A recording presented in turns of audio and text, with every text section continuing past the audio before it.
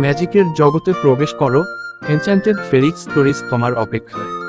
লীলা বলল, আজ রাতটা বিশেষ, উইন্টার মুনলাইট ডান্স। কিন্তু আমি কি পারবো? লীলা বলল, আমি এটা করতে পারবো না, সবাই আবার হাসবে। লীলা বলল, পরীরা আনন্দে, কিন্তু আমি কেবল ভয় কাঁপছি। ফ্লিন বলল, লীলা, তুমি কি আসতে প্রস্তুত? লণ্ঠন তৈরি করবে না? লীলা বলল, ফ্লিন, আমি পারবো না, হাত কাঁপছে, মন্ত্রগুলো এলোমেলো হয়ে যায়। ফ্লিন বলল, চাঁদের দিকে তাকাও, নিজের আলো অনুভব করো। লীলা বলল, আমি কি সত্যিই পারবো? লীলা বলল, সব চোখ আমার দিকে, আমি কাঁপছি। ফ্লিন বলল, এই ছড়ি কেবল যন্ত্র, আসল জাদু তোমার ভেতরে। লীলা বলল, চাঁদ, শুধু চাঁদ, আমি পারবো কি? ফ্লিন বলল, শুধু নিজের আলোতে বিশ্বাস করো।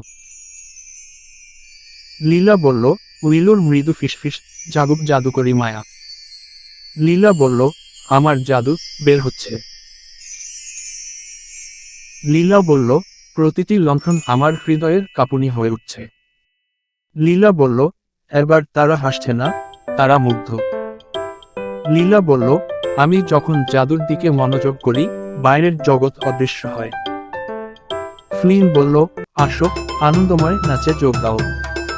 লীলা বলল, এত আনন্দ, আমি সত্যিই নাচতে পারছি।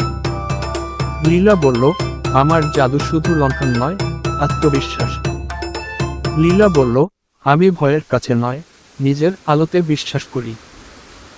আত্মবিশ্বাস জন্ম নেয় যখন আপনি নিজেকে বিশ্বাস করেন, এমনকি সব চোখ আপনার দিকে তাকিয়ে থাকলেও।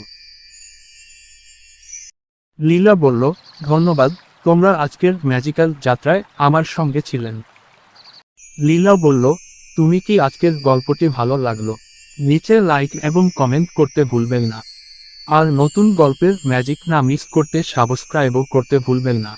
আর হ্যাঁ, ঘন্টা বেজে দাও যেন যেকোনো নতুন অ্যাডভেঞ্চার তুমি প্রথমে দেখো।